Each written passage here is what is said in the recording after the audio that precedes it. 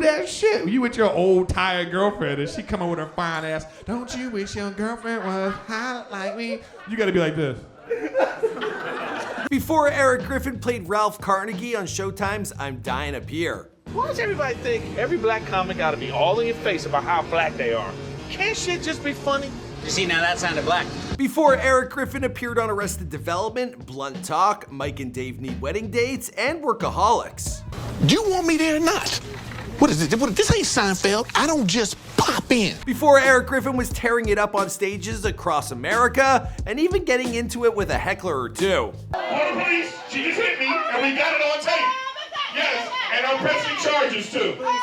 Whether it's Joe Rogan, Whitney Cummings, Delia, or Joey Diaz, there's always going to be someone hilarious to watch if you're going out for a night of comedy in Los Angeles.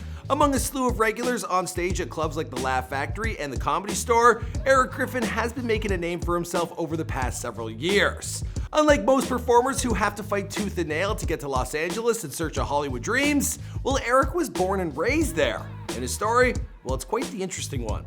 What's going on, guys? It's your boy Michael McCrudden, documenting the life and career of Erik Griffin, here for you, of course, on Before They're Famous.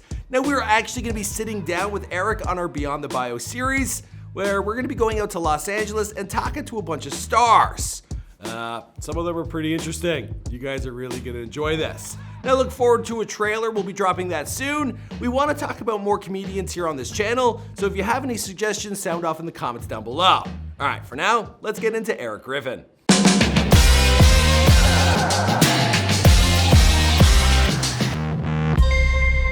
Hey, be sure to subscribe and hit that bell. Boom! And these girls act funky when you say something to them. You go, hello, how you doing? I'm like, do you have Tourette's up in this? Well, there is no information on the exact date of Erik's birth. He is currently 46 years old and was born and raised in sunny Los Angeles. Born to a single mother from Belize, Erik is a first-generation American. As for his father, well, he's apparently of Spanish descent. Erik never met his old man. Now, his mother raised him all on her own, and during a conversation with Joe Rogan, the comedian stated that as a teenager, he asked his mother who his father was. While she did give Erik his name, he stated that later that week, well, he'd forgotten it. And this helped Erik realize that his father, well, it didn't really matter to him. Although I don't think he has any daddy issues, he still does go to therapy to get some help with, talking out his problems. But I'm not gonna knock a man for that.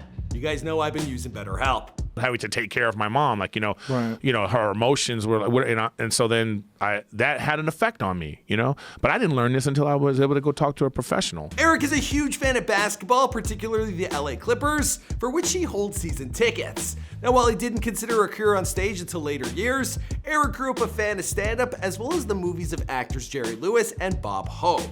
Although Martin Lawrence's Talking Shit was his first comedy album, he has stated that Eddie Murphy is his main inspiration. While just the thought of doing stand-up comedy would sound crazy to most, Erik may not be as wild as some would expect. He stated that during Y2K New Year's, he stayed home and babysat someone's child, while the parents, they went out and got drunk. As for Erik, he does not drink alcohol. Says he doesn't like the taste. Now, before taking comedy seriously, Erik simply flirted with the idea of making people laugh for a living.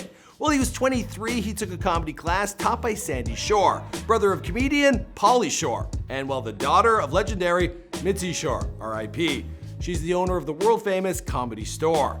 Now, it was at 30 years of age that he left his job as a security guard and gave in to the temptation of stand-up. Now, 30 years old is considered quite a late start in the comedy business, but despite this dramatic change in careers, Erik's mother turned out to be incredibly supportive of his decision. She even bought him his first notebook to write his material in. Now, as all comics do, Erik played tough crowds, with a heckler apparently throwing a chair at him during a performance. According to Erik, his first jokes on stage included how there were no black people on Jeopardy, as well as Clark Kent's glasses.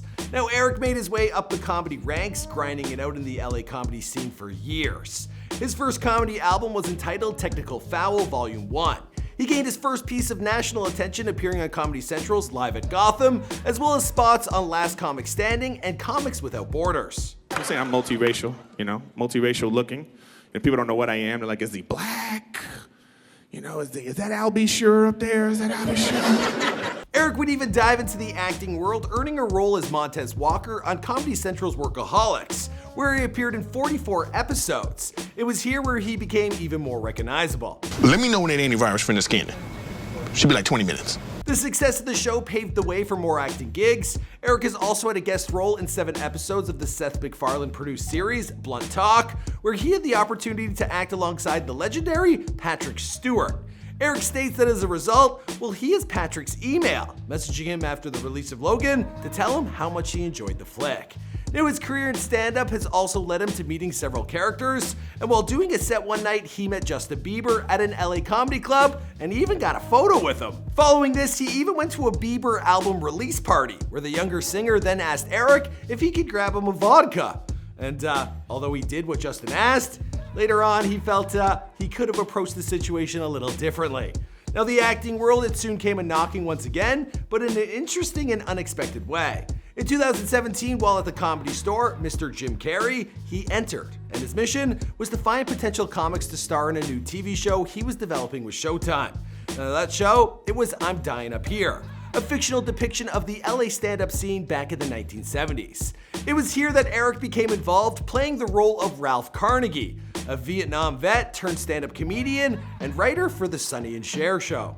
Early Richard Pryor, he was trying to be like Bill Cosby, you know? So he wanted to be this clean cookie cutter. So I thought that this is where Ralph is in his career right now. Acting alongside fellow stand-ups Andrew Santino and Al Madrigal, well, the show features an ensemble cast and has so far lasted 2 seasons.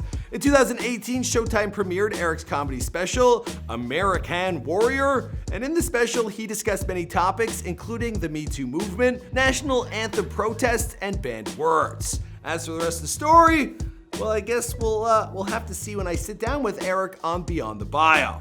Or, you know, you can find it on his Instagram or his Twitter or at one of his stand-up shows. Go check him out in LA.